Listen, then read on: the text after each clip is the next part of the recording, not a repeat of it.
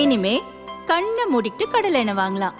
ஏன்னா மந்த்ரா கடலை எண்ணெய் இதயத்தின் தயாரிப்பு. 2019 லோக்சபா தேர்தலில் தேசிய அளவில் 3வது அணி அமைக்கும் முயற்சியில் சந்திரசேகர ராவ் ஈடுபட்டார்.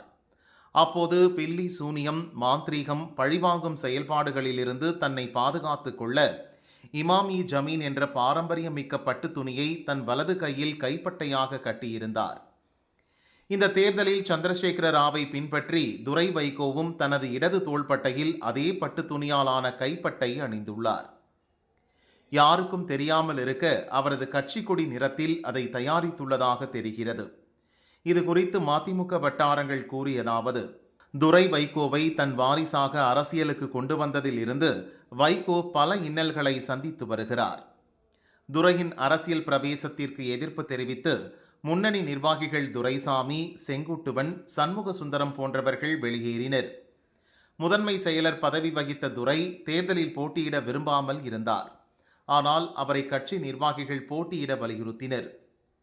திமுக 2 தொகுதிகள் தந்தால் ஒரு தொகுதியில் துரையும் மற்றொன்றில் மறைந்த கணேசமூர்த்தியும் போட்டியிட வைகோ விரும்பினார். ஆனால் திருச்சி தொகுதி மட்டும் ஒதுக்கப்பட்டதால் அங்கு துரை போட்டியிடுவார் என அறிவித்ததும் அதிருப்தி அடைந்த கணேசமூர்த்தி தற்கொலை செய்து கொண்டார். திமுகவிலிருந்து வைகோ வெளியேறிய போது 5 பேர் தீக்குளித்து இறந்தனர். அதேபோல் துரைக்கு பதவி தர வலியுறுத்தி ஒருவர் தீக்குளித்தார்.